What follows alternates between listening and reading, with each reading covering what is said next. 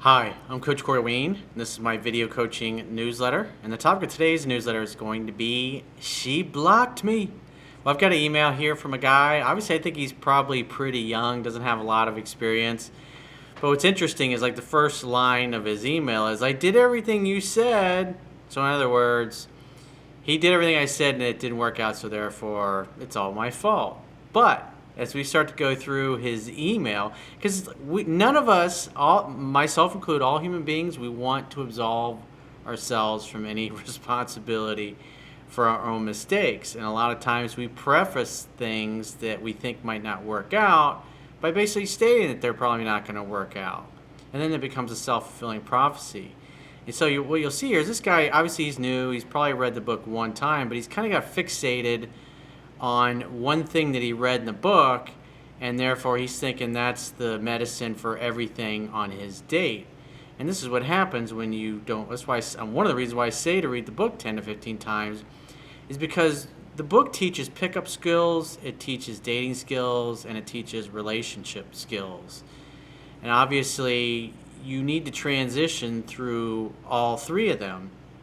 As you can tell, he does a bunch of things on the date to really make himself look bad, and then he does some stupid things to get him blocked, and then he starts begging and pleading, groveling and apologizing, and just kind of digging himself a deeper hole. So this is what you don't want to do on a date, and this is also a prime example of why I say to read it 10 to 15 times, because like this guy, he latches on to one thing, and so like in every moment in the back of my mind, he's like, how do I apply this? How do I get her to see me a certain way? So with that said, I got a quote that I wrote, and then we're going to go through his email and see where he went sideways so you can avoid these same mistakes. Because there's nothing worse than going out on a date with a girl that you really like, more than everybody else you've been out with in a long time, and you really hope it's going to turn into something, and then it goes sideways, just basically like what's happened with this particular dude. The quote says, dating is kind of like test driving a car you have potential interest in purchasing.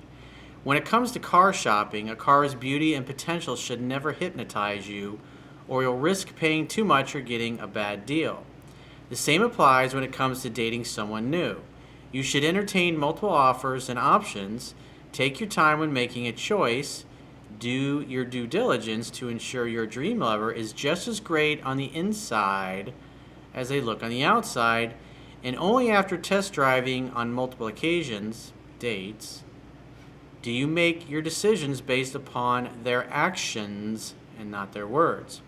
Like great friends, truly exceptional lovers are rare and worth the wait, but once you meet one who qualifies, you will feel it in your heart and, it's a big and, see it in their actions. A lot of people just follow what they feel, and they make horrendous mistakes. So let's go through his email. He says, Dear Corey, I went out with this girl to see a movie on Saturday night. Well, what do I say in the book about movies? You don't go out on a movie. Think about it. You're trying to sell this person on what a great catch you are. And how is somebody supposed to get an experience of a great catch if you go pick them up and then you go sit in a movie theater for a couple hours in dead silence? It makes no sense. So right off the bat, you're violating one of the first principles in the book. See, guys who go through it the first time, they think they just cherry pick a few things. Maybe they'll get a little bit better because they cherry pick some things. But overall, their behavior, their mindset, and the way they view themselves is not really changed. And that's why they keep screwing up. And that's what you're going to see in this particular guy's email. He does a lot of little things that betray how he really views himself. And how he views himself and how he interacts with other people because of how he views himself is the real problem here, not necessarily what he did and said. So he says, I did everything you said about not talking too much and just asking your questions, and I could tell she was feeling me during this date. Well, how do you know? You were in a movie theater. Were you trying to talk to her during the whole time you were watching a movie? That's kind of obnoxious, dude. We got back to the car, and I knew I needed to make a move and kiss her. Ding, ding, time's up. It's time for kissy poo time. It doesn't work that way, dude. It's not about being a robot. And as the book talks about, you're looking at her body language and her physiology. When a woman is ready to touch, and be touched, she's going to get closer to you. She's going to play with her hair. She might accidentally bump into you as you're walking side by side. Those are invitations that she's open to, ready to be touched.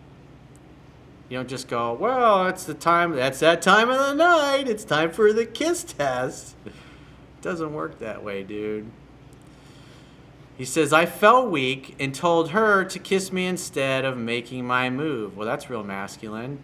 But didn't you just say I did everything you said? Obviously not.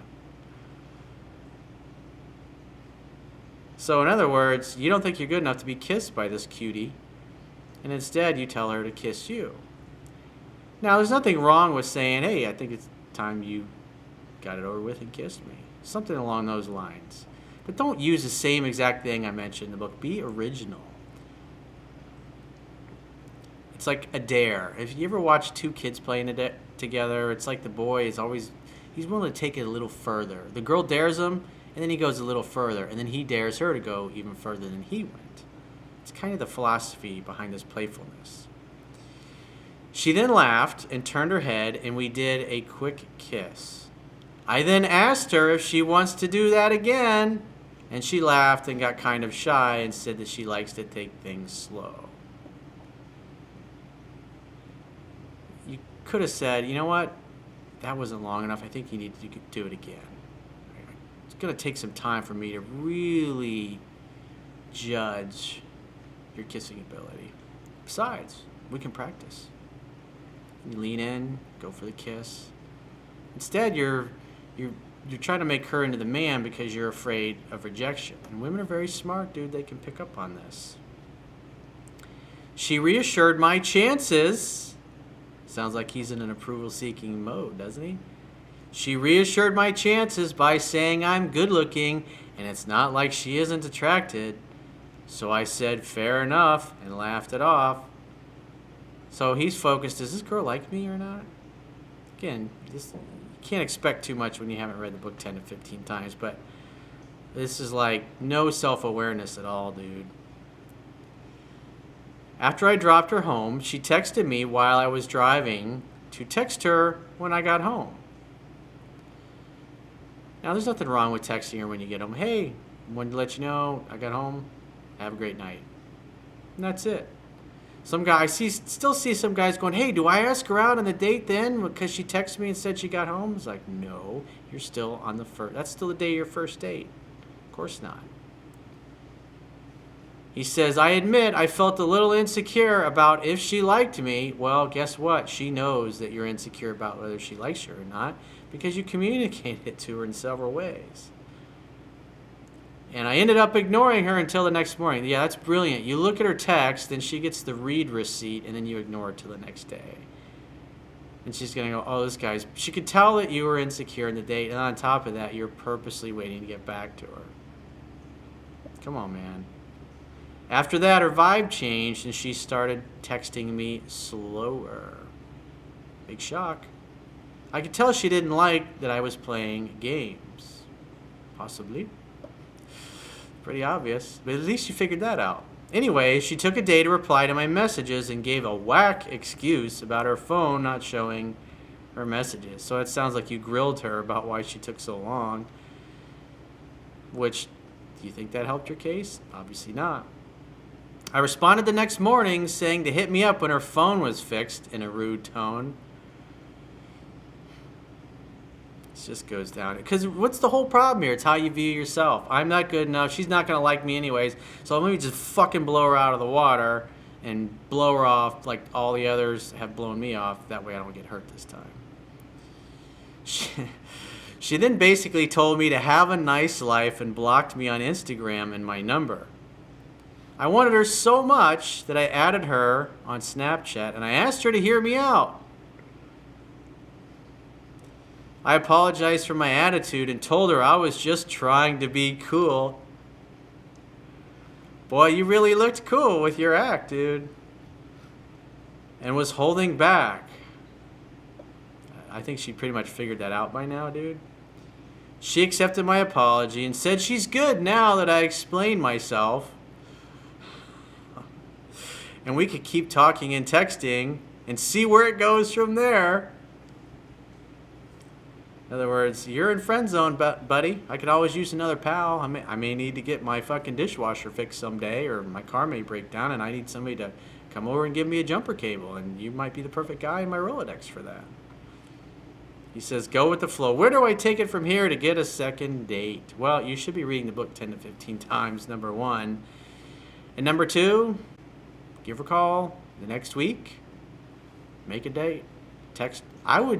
As I say in the book, it's more masculine to call. I know you young guys like to think that you're different and it doesn't apply, but if you think about it, you just spent a bunch of time with this girl, you want her to get used to your voice and vice versa.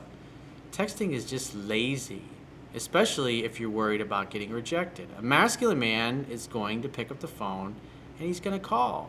But if you want to text, go ahead and text. It's like, so what's more masculine, texting or calling? Well, obviously it's going to be calling. And if you want to come off as being more masculine and confident, you're going to call. And if you don't, you'll text. It's your choice. It all depends on how much attraction and interest is there. I'm just saying, what's the best way to handle it? In other words, what's going to make you look the best? What's going to make you more masculine, more charming, more desirable? But like I said, get in touch with her. Ideally, you want to call her, see when she's available, make a definite date. Don't go to a fucking movie on a date. Go someplace where you guys can hang out and have some fun together. Maybe someplace to throw some darts, or have a few beers, or some pool, or some miniature golf, or a picnic by the lake, or just something somewhere where you can go and converse and have a good time. Figure it out, but don't go to a movie, dude. I mean, seriously. And though for those of you that are new to my work and you haven't read my book, you can actually read both my books now for free on my website, How to Be a 3% Man and Mastering Yourself, by subscribing to the email newsletter on the website. And if you're already subscribed to the newsletter, all you have to do is go into one of your old emails and just click the link. That'll take you right to the members area. And if you'd like to get my help personally, the quickest way is to book a coaching session with yours truly. And you can do that by going to my website, clicking the products tab top of your screen, and book whatever coaching option works for you. And I will talk to you soon.